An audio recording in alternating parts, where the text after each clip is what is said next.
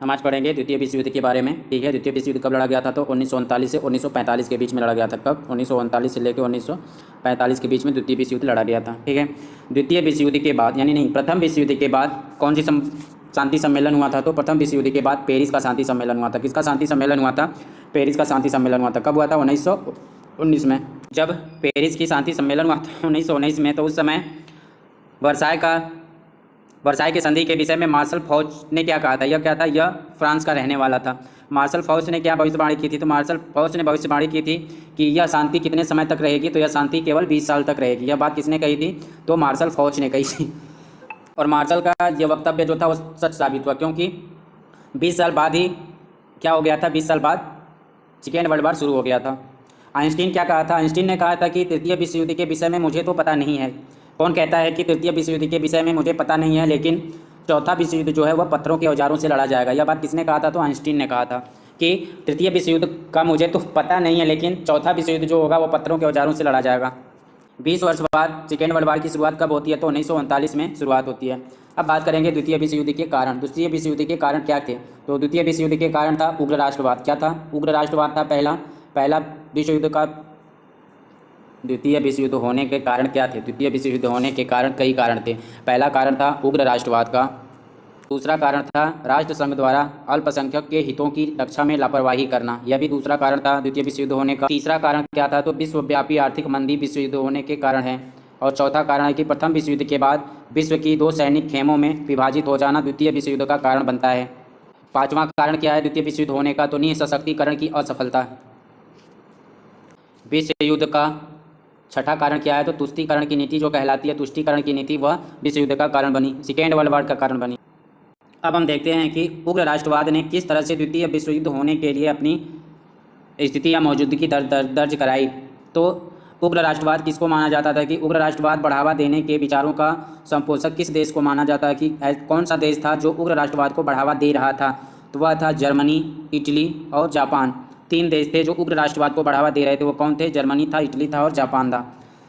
प्रसिद्ध विचारक कैटेलबी ने क्या कहा था? तो प्रसिद्ध विचारक कैटेलबी जो था वह द्वितीय विश्व युद्ध को हिटलर का युद्ध कहता है। यानी कि द्वितीय विश्व युद्ध को हिटलर का युद्ध किसने कहा था? तो एक प्रसिद्ध विचारक था कैटेलबी, उसने कहा था कि द्वितीय विश्व युद्ध जो है वह हिटलर का युद्ध है। उग्र राष्ट्रवाद के साथ साथ किन देशों ने सैनिकवाद को बढ़ावा दिया था? यानी कि उग्र राष्ट्रवाद को बढ़ावा देने वाले कौन थे? जर्मनी था, जापान था, इटली था। उसके साथ सैनिकवाद को बढ़ावा देने वाले कौन से देश थे? तो सैनिकवाद को बढ़ावा देने वाले देश में यही देश थे। कौन से देश थे? तो जर्मनी था, जापान था और इटली था। इन देशों ने ही सैनिकवाद को भी बढ़ावा दिया था। ठीक है, को ही बढ़ावा दिया गया था। किसके द्वारा? तो जर्मनी, जापान और इटली के द्वारा उग्रवाद के साथ साथ सैनिक को भी बढ़ावा दिया गया था। अब दूसरा कारण देखते हैं। दूसरा कारण क्या था? कि राष्ट्रवाद द्वारा अल्पसंख्यक के हितों की रक्षा करने में लापरवाही की जाती थी। राष्ट्रसंघ की स्थापना कब की गई थी? तो राष्ट्रसंघ की स्थापना 1920 में की गई थी। ठीक, कब? प्रथम विश्व युद्ध के बाद। ठीक है, जब पेरिस की संधि हुई थी तो वहाँ पे राष्ट्रसंघ की स्थापना का प्रस्ताव रखा गया था जो 1920 में हुआ। और उसी के परिप्रेक्ष्य में क्या होता है कि यह अल्पसंख्यकों के हितों की रक्षा में लापरवाही करता था। ये भी एक कारण है द्वितीय विश्व युद्ध होने का। जैसे फर्स्ट वर्ल्ड वॉर के बाद अल्पसंख्यकों को असंतोष भी द्वितीय विश्व युद्ध का कारण बना। जैसे कौन कौन से अल्पसंख्यक देश थे? तो जहाँ पे पोलैंड, चेकोस्लोवाकिया, ये अल्पसंख्यक देश नहीं थे। यहाँ की जो जनता थी वो अल्पसंख्यक थी। कैसे समझते हैं? पोलैंड है, चेकोस्लोवाकिया है, ऑस्ट्रिया है, हंगरी है, बुल्गारिया है, तुर्की है, लिथुआनिया है, रोमानिया है आदि देश में जो अस्थायी रूप से निवास करने वाली अल्पसंख्यक जातियाँ थी। यहाँ पे जो अस्थायी रूप से निवास करने वाले अल्पसंख्यक लोग थे वो किस चीज़ के लिए लड़ रहे थे? तो वह भाषा, संस्कृति, शिक्षा, धर्म से जुड़े मामलों के रक्षा के दायित्व को राष्ट्रसंघ को सौंपा गया था। किसको सौंपा गया था? तो जो अल्पसंख्यक थे, अभी जो देश नाम थे कौन था? पोलैंड था, चेकोस्लोवाकिया था, ऑस्ट्रिया थी, हंगरी थी, बुल्गारिया था, तुर्की था, लिथुआनिया था और रोमानिया था आदि देश ऐसे थे जहाँ के जो स्थानीय अल्पसंख्यक निवासी थे उनकी रक्षा के लिए किसने संकल्प लिया था? तो उनकी रक्षा के लिए राष्ट्रसंघ को काम सौंपा गया था। किसकी रक्षा के लिए? उनकी भाषा के लिए, उनकी संस्कृति के लिए, उनकी शिक्षा के लिए और उनके धर्म के लिए। इसका किसको दायित्व सौंपा गया था? तो राष्ट्रसंघ को सौंपा गया था। लेकिन राष्ट्रसंघ ने उनके गुणात्मकता सुधार में कोई समाधान नहीं निकाला था। ये भी एक कारण हो जाता है कि द्वितीय विश्व युद्ध होना। विश्वव्यापी आर्थिक मंदी की बात करें तो विश्वव्यापी आर्थिक मंदी कब से कब तक मानी जाती है? तो 1928 से लेकर 1932 तक के काल को विश्व आर्थिक मंदी के अंतर्गत रखा जाता है। आर्थिक मंदी ने किसको बढ़ावा दिया था? तो आर्थिक मंदी ने तानाशाही प्रवृत्तियों को बढ़ावा देने में सहायक रही थी। यानी कि आर्थिक मंदी ने किस प्रवृत्तियों को बढ़ावा देने में सहायक रही? तो तानाशाही प्रवृत्तियों को बढ़ावा देने में सहायक रही है। प्रथम विश्व युद्ध के कारण में चौथा कारण आता है कि प्रथम विश्व युद्ध के बाद जो देश था, विश्व था, वो कितने भागों में बढ़ गया था? तो दो सैनिक खेमों में बट गया था। किसमें? दो सैनिक खेमों में विभाजित हो गया था। 1937 तक आते आते रोम, टोक्यो, बर्लिन धुरी का निर्माण हो गया था। यानी 1937 तक आते आते किसकी धुरी का निर्माण हो गया था? तो रोम। रोम क्या मतलब? इटली। टोक्यो मतलब जापान। बर्लिन मतलब जर्मनी। तो इस धुरी का निर्माण हो चुका था। कब? 1937 तक आते आते जापान, इटली, जर्मनी धुरी का निर्माण हो गया था। इसी के साथ साथ मित्र देश भी अपने सहयोगियों का एक दूसरे के साथ खड़े होने के लिए प्रेरित करने लगे। मित्र देश में कौन कौन से थे? तो ब्रिटेन था, फ्रांस था, रूस था, जैसी प्रमुख शक्तियां इसमें शामिल थे। और बाद में इसमें कौन सा देश शामिल हो जाता है मित्र शक्ति में? तो बाद में अमेरिका भी मित्र शक्ति में शामिल हो जाता है। पांचवा कारण क्या है? तो निःशक्तिकरण का असफल होना। निःशक्तिकरण मतलब कहा गया था कि जो देश है वो सैनिक क्या रखेगा? सैनिक हथियार अस्त्र शस्त्र ये सब नहीं रखे जाएंगे, वो केवल अपनी आंतरिक जरूरतों के हिसाब से रखे जाएंगे। लेकिन उसमें क्या मिली? असफलता मिली। पेरिस के शांति सम्मेलन में सभी देशों ने अपने अपने हथियारों को नष्ट करना था। क्या करना था? सभी देशों को अपने अपने हथियारों को नष्ट करना था। इसका मेन उद्देश्य क्यों रखा गया था? कि जिससे कि वैश्विक शांति का भरोसा स्थापित हो सके। निःशक्तिकरण का सम्मेलन का आयोजन कहाँ हुआ था? तो 1932 में जिनेवा में हुआ था। कहाँ पे हुआ था निःशक्तिकरण का सम्मेलन? 1932 में जिनेवा में हुआ था। किसके लिए? निःशक्तिकरण के लिए हुआ था। लेकिन निःशक्तिकरण के नाम पे विरोध किसमें हो गया था? तो मतभेद हो गया जर्मनी और फ्रांस के बीच। किसके बीच विभेद हो जाता है? तो फ्रांस और जर्मनी के बीच विभेद हो जाता है। किसके ऊपर? तो निःशक्तिकरण के ऊपर। इस तरह जब विभेद हो जाता है तो हिटलर क्या करता है कि हिटलर वर्साई के संधि के प्रावधानों को तोड़ दिया। यानी कि निःशक्तिकरण पे जब विभेद हो जाता है तो हिटलर के लिए क्या फायदा हो जाता है? वो क्या करता है कि जो उसके ऊपर वर्साई के संधि की तरफ जर्मनी के ऊपर जो प्रावधान थोपे गए थे उसको उसने तोड़ दिया। और इस तरह से बाकी देश भी हथियारों के संग्रह के दौर में फिर से सक्रिय हो गया। कब देखने को मिलता है? तो 1932 ईस्वी में देखने को मिलता है। यह बात किसने कही थी कि यदि वर्साई की संधि को निःशक्तिकरण की प्रक्रिया को ही केवल लड़ाई से चालू किया, यानी कि निःशक्तिकरण की जो प्रक्रिया लागू की गई थी उसी प्रक्रिया को अगर केवल लड़ाई के द्वारा अगर चालू किया गया होता तो चिरकाल तक क्या होती? शांति बनी होती। यह बात किसने कही थी? तो यह बात चर्चिल ने कहा था। कब कहा था यह बात? तो 1934 ईस्वी में कहा था। अगला कारण क्या था? तुष्टीकरण की नीति। तुष्टीकरण की नीति क्या कहलाती है? तो प्रथम विश्व युद्ध के बाद समाप्त होने के बाद यूरोप के पश्चिमी राष्ट्रों में जिसमें विशेषकर कौन था? ब्रिटेन और फ्रांस के द्वारा जिस नीति का पालन किया गया था उसे ही तुष्टीकरण की नीति कहा गया था। तुष्टीकरण का नीति क्या था? कि नियम जो बनाए गए थे उसको ताक पे रख के कुछ यूरोपीय देश के कई देश थे जो स्वयं फांसीवादी देशों से अपने व्यक्तिगत फायदे के लिए संबंध बनाते चले गए। कुछ संबंध तो ऐसे बनाए गए जिसमें कहा गया कि इससे फांसीवादी शक्तियां शांत हो जाएंगी। यह कहकर उनके साथ क्या किया गया था? तो संबंध बनाए गए थे। तो इस प्रक्रिया को क्या कहा जाता था? तुष्टीकरण की नीति कही जाती है। तुष्टीकरण शुरू से ही आत्मघाती मूर्खता के अतिरिक्त कुछ नहीं था। यह बात किसने कही थी? तो जो तुष्टीकरण शुरू से ही आत्मघाती मूर्खता था, यह बात किसने कही थी? तो शूमा ने कहा था। किसने? शूमा ने कहा था। अब बात करेंगे कि प्रथम विश्व युद्ध के तात्कालिक कारण क्या थे। अबे यार, द्वितीय विश्व युद्ध पढ़ रहा है तो प्रथम विश्व युद्ध घुस जा रहा तुम इसमें। द्वितीय विश्व युद्ध का तात्कालिक कारण क्या था? द्वितीय विश्व युद्ध का तात्कालिक कारण क्या था? कि 1 सितंबर 1939 को, कब? 1 सितंबर 1939 को जर्मनी ने पोलैंड पर आक्रमण कर दिया। जर्मनी ने पोलैंड पर आक्रमण कब किया था? तो 1 सितंबर 1939 को जर्मनी ने पोलैंड पर आक्रमण कर दिया।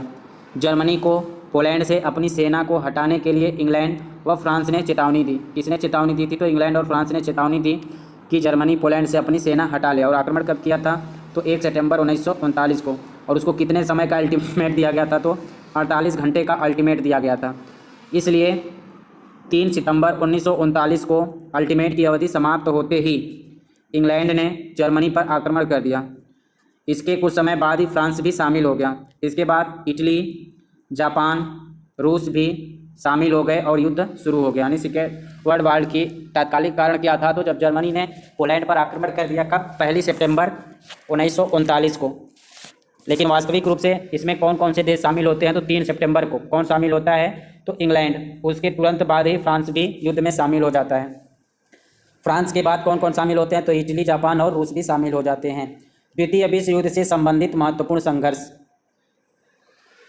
1 सितंबर 1939 को जर्मनी की सेना का सेनाध्यक्ष कौन था? वाल्थर वान था। जर्मनी की सेना का सेनाध्यक्ष कौन था? तो वाल्थर वान था। वाल्थर वान ब्राखिल्स कौन था? वाल्थर वान ब्राखिल्स था। इसने क्या किया कि पोलैंड पर उसके चारों तरफ से हमला करते हुए उसके क्षेत्र में प्रवेश किया, यानी पोलैंड के ऊपर चारों तरफ से हमला किया था। और कौन था सेनाध्यक्ष जर्मनी का? तो वाल्थर वान ब्राखिल्स था।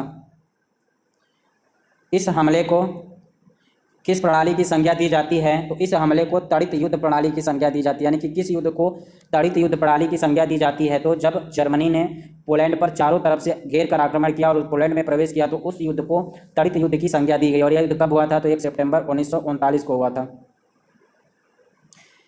जर्मनी ने पोलैंड के किस भाग पर कब्जा कर लिया? तो जर्मनी ने पोलैंड के पश्चिमी भाग पर कब्जा कर लिया। किस भाग पर कब्जा कर लिया? पश्चिमी भाग पर कब्जा कर लिया। कितने दिनों में? तो 15 दिनों में। कितने दिन पश्चिमी भाग को कब्जा करने में कितने दिन लगे? तो 15 दिन लगे थे इसको। जब जर्मनी वासियों ने पोलैंड की राजधानी को घेर लिया उसी समय 17 सितंबर 1939 को रूसी सेनाओं ने पूर्वी तरफ से पोलैंड में प्रवेश किया। यानी कि जब जर्मनी पोलैंड की राजधानी पर कब्जा कर लिया, घेर लिया था, तो उस समय कौन पूर्वी तरफ से घुसता है? तो पूर्वी तरफ से पोलैंड पर प्रवेश करता है रूस की सेना। कब घुसती है? तो 17 सितंबर 1939 को। और जर्मनी जब रूस क्यों जाता है पोलैंड के साथ? तो उनके साथ एक संधि हुई थी। कब संधि हुई थी? तो जब पोलैंड का बंटवारा हुआ था तो पोलैंड के बंटवारे के तुरंत बाद रूस ने क्या किया था? रूस ने एक बाल्टिक क्षेत्र के 3 छोटे राज्यों का, कौन कौन से बाल्टिक क्षेत्र के 3 छोटे राज्य कौन थे? एस्टोनिया था, लातविया था और लिथुआनिया था। यहाँ के विदेश मंत्रियों का मॉस्को में एक सम्मेलन बुलाया था। कहाँ पे? मॉस्को में एक सम्मेलन बुलाया गया था। किसके द्वारा? रूस के द्वारा। और वहाँ पे जब पारंपरिक सहायता की संधि की गई थी कि हम दोनों जब भी ज़रूरत पड़ेगा तो एक दूसरे की सहायता करेंगे। ठीक है। तो जब पोलैंड पर आक्रमण हुआ किसके द्वारा? जर्मनी के द्वारा। तो जब जर्मनी क्या करता है कि पश्चिमी क्षेत्र पर कब्जा कर लेता है पोलैंड के, तो रूस पूर्वी क्षेत्र से होते हुए पोलैंड में प्रवेश करता है। इसी संधि के द्वारा प्रवेश करता है। रूस की सेना कहाँ पे आक्रमण करती है? तो रूस की सेना ने फिनलैंड पर आक्रमण कर दिया। कहाँ पे आक्रमण कर दिया? तो फिनलैंड पर आक्रमण कर दिया। इस कारण जर्मनी को अपनी सुरक्षा की संकट को देखते हुए रूस पर हमला करना पड़ा। किस पे हमला करना पड़ा? रूस पे हमला करना पड़ा। जर्मनी को अपनी सुरक्षा को देखते हुए रूस के ऊपर हमला करना पड़ गया।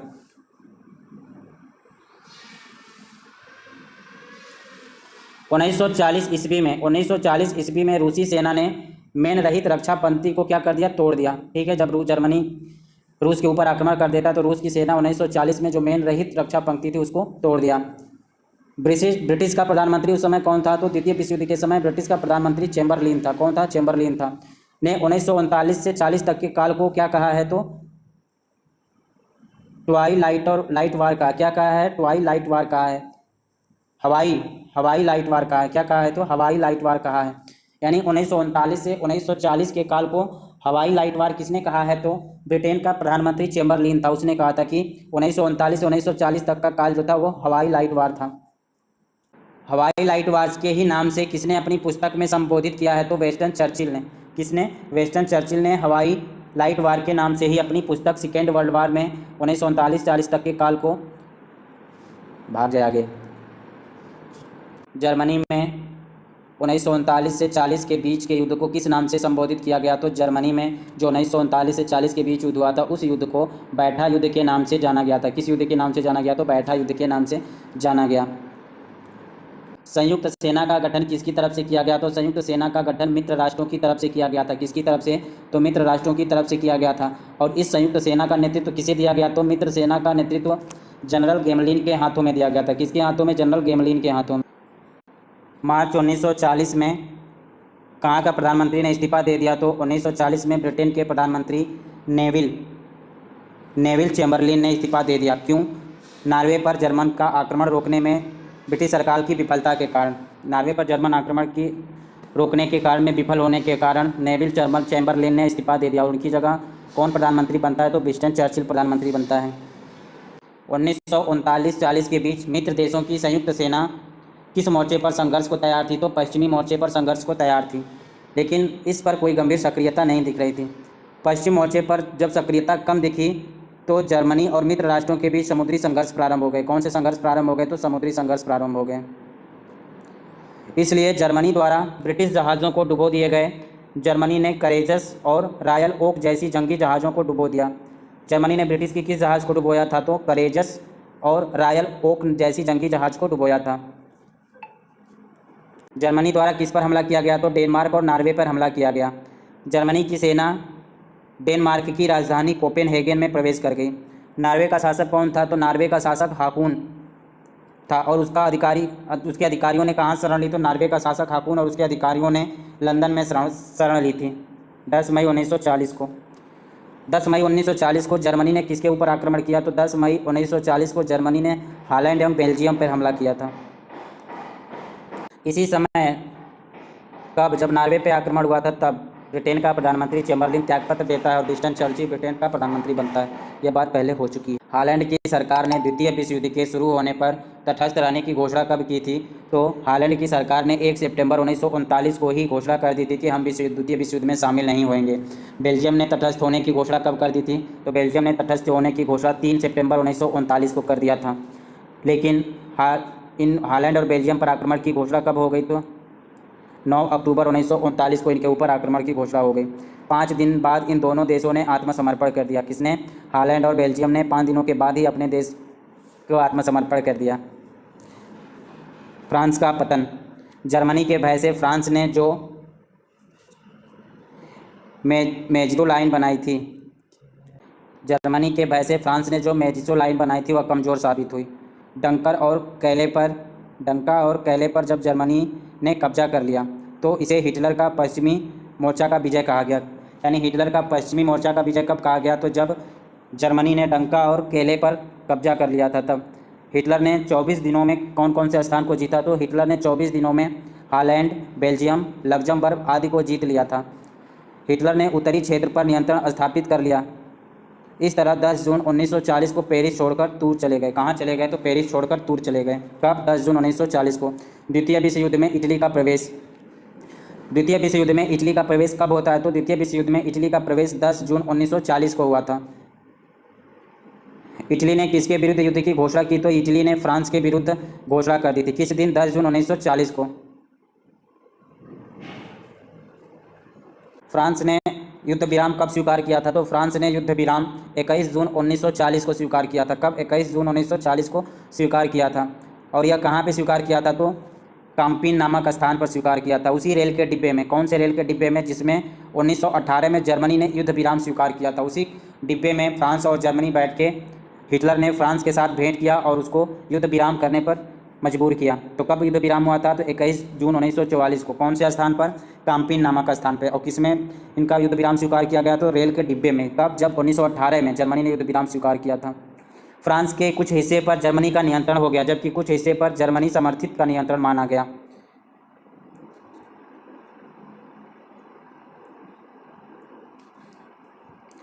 फ्रांस का जनरल डिगाल, फ्रांस का जनरल कौन था? डिगाल था। वह इंग्लैंड पहुंचकर किसकी स्थापना करता है? तो फ्रांस का जनरल डिगाल इंग्लैंड पहुंचकर आज़ाद फ्रांसीसी सेना और आज़ाद फ्रांसीसी सरकार का गठन किया और जर्मनी के विरुद्ध युद्ध जारी रखने की घोषणा की। किसने की यह काम? तो फ्रांस का जनरल डिगाल ने। किसने कहा था कि ब्रिटेन झुकेगा नहीं, हम अंत तक संघर्ष करेंगे? तो यह कहा था विंस्टन चर्चिल ने। विंस्टन चर्चिल ने कहाँ पर कहा था कि ये ब्रिटेन झुकेगा नहीं, हम अंत तक संघर्ष करेंगे? तो हाउस ऑफ कॉमन्स ने कहा था। कब? 4 जून 1940 को। 4 जून 1940 को किसने कहा था कि ब्रिटेन झुकेगा नहीं, हम अंत तक संघर्ष करेंगे? तो विंस्टन चर्चिल ने कहा था, हाउस ऑफ कॉमन्स ने। चर्चिल ने जर्मनी के खिलाफ युद्ध की शुरुआत कहाँ से की थी? तो चर्चिल ने जर्मनी के खिलाफ युद्ध की शुरुआत फ्रांस से किया था। लेकिन हिटलर ने कहाँ से चढ़ाई कर दिया? तो ब्रिटेन पर चढ़ाई कर दी। कब? अक्टूबर 1940 के अंत तक ब्रिटेन के विरुद्ध जर्मनी की वायुसेना पराजित हो गई।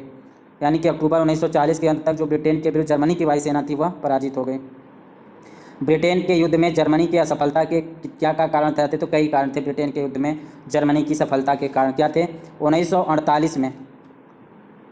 तो 1948 कहाँ से आ गया?